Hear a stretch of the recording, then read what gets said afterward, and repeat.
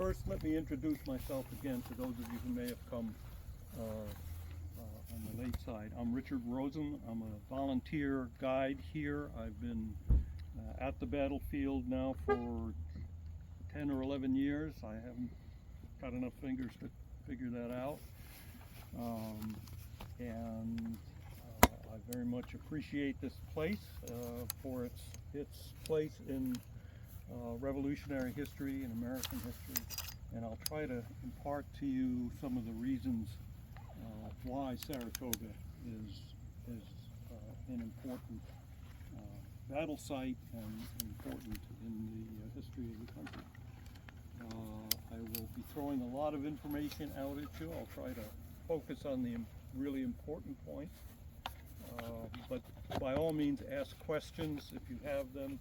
That helps to guide me in terms of my presentation and the kinds of things that you're interested in. We are at stop 2 on the tour road. Let's go back in time. The shooting war in the Revolution started in 1775 at Lexington and Concord.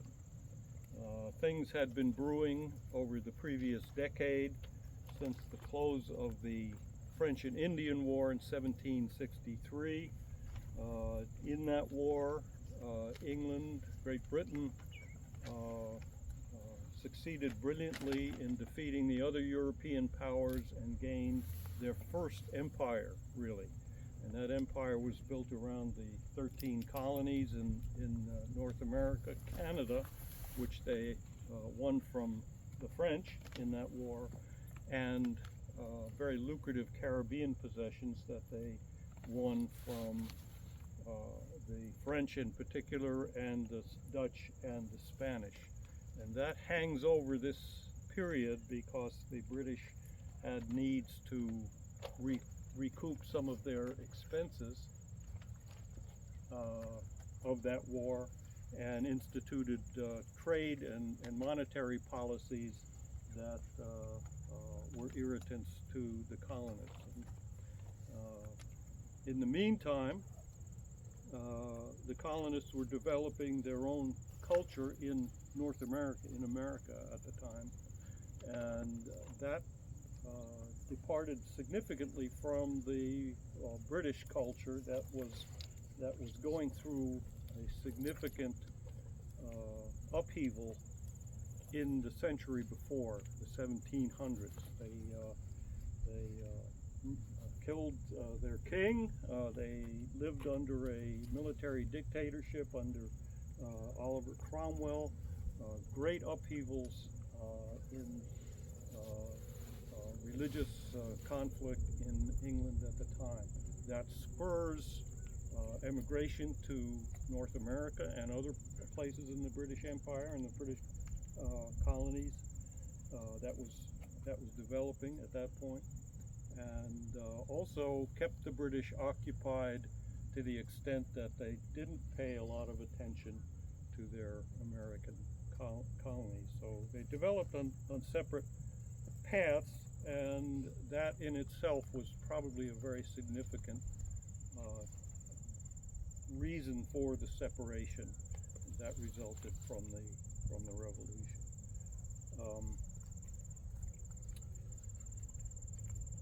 Many of the American colonists during the period before and during the revolution complained about being slaves. I know the sun is in your eyes. Maybe I can move over here a little bit. It doesn't help, does it? No. I'm not sorry. I haven't been able to arrange the sun. You have to be over here, pointing down. I'm sorry. He should be pointing here. Ah. Here. Here.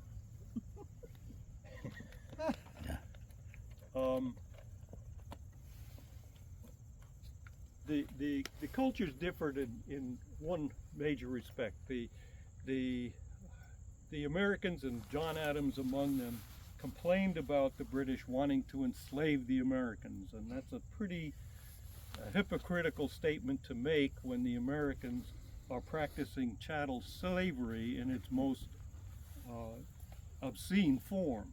And how could you say that the white colonists were going to be slaves? What they were talking about essentially was they didn't want to go back to the British hierarchical social model where you had a moneyed upper class and trickling down to some very, very poor lower class folks, run by essentially a landed upper class. During the period that the British were occupied with their Civil War, the Americans had developed a much more level social order.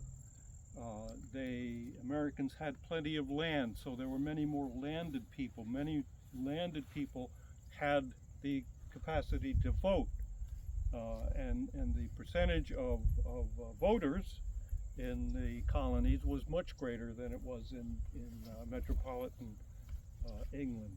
So that the colonies were starting to develop their own view of how the world should be run. It was much more democratic than the British model, and they did not want to go back to the British model.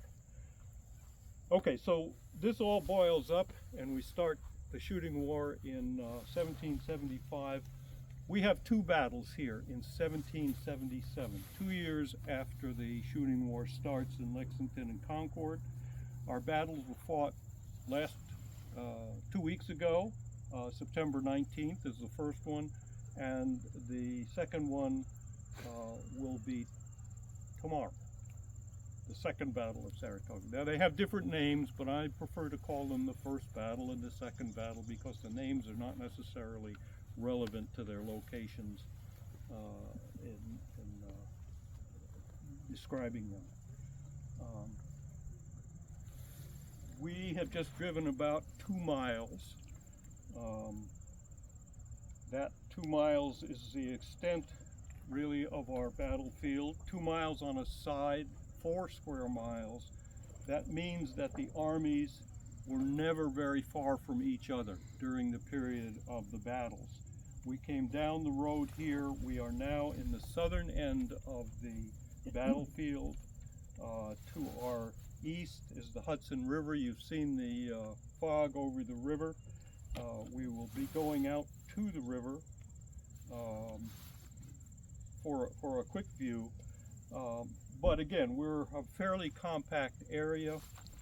The armies were never very far from each other in the period of the battles. Now, why did we have battles here?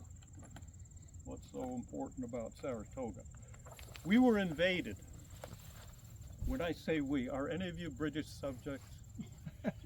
No. Okay. We do get British visitors, and I always make a point of thanking them for losing. Oh my. By the way, they did lose. Yes, they did. We were invaded by a British army of about 9,500 troops. They came down our lakes, the Lake Champlain, and their objective was Albany, about 40 miles south of us. Albany is presently the capital of New York State.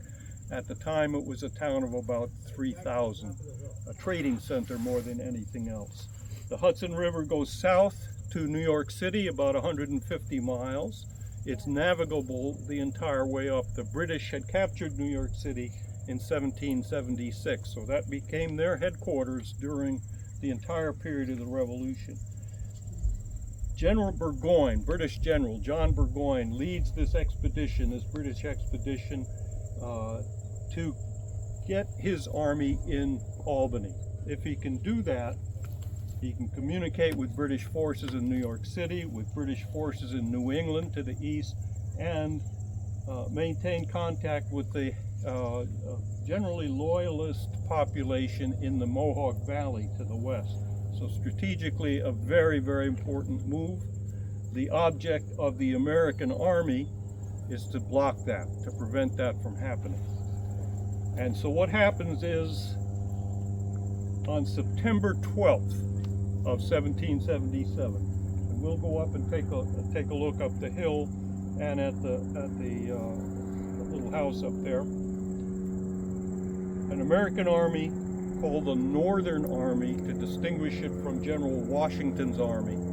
He's down in Pennsylvania trying to prevent the British from capturing Philadelphia, the capital of the now United States. 1776, we were independent. We declared our independence, so now we are talking about states, not colonies. September 12th, 8,500 American soldiers come up here and make this their camp. And we'll go up and up the hill and we'll get some sense for why this is a good place to set that camp. General Burgoyne, meantime, is coming down from the north, and on the 16th he arrives at the northern part of the battlefield at stops 9 and 10 on your map. He didn't have one of our maps, he didn't know it was 9 and 10, but that's where he made his camp. And most of the fighting takes place at 5, 6, and 7, and we'll be stopping at those points. We'll finish the tour at 7. I will continue up to 9 and spend some time there if there are any leftover questions or issues to be resolved. It's a very scenic stop on a day like today. It's probably very worthwhile just for the view. So, yes? Has the battles at Lake Champlain already been fought before here? Yes, there were battles on the way down. Fort Ticonderoga was occupied by the Americans. It was captured by the British on July 4th and 5th of 1777 on their way down. There was a battle at Bennington. Bennington is in Vermont. It was a rebel supply depot, and it was a significant loss for Burgoyne. Burgoyne's a British general. He loses 900 troops there. And Bennington, the Battle of Bennington, by the way, just so you know, was fought in New York State. Vermont had better publicity operation going on, and they get credit for it. They have an obelisk in Bennington, Vermont, celebrating the battle, but it happened in New York State. We like to tell people that anyway. So Burgoyne arrives here at Saratoga with about 8,500. He's had losses. He's a long way from his supply base, but he has a viable army that is capable of meeting his objective of getting to Albany. Other questions? Was he supplied up the Hudson River? I'm Up sorry. and down? Was he supplied from the Hudson River? Because there's quite a few towns he must have gone through and taken. He was expecting, and the British generally in the Revolution were expecting more support from loyalist citizens that we like to call them royalists as opposed to loyalists, that supported the king and Britain.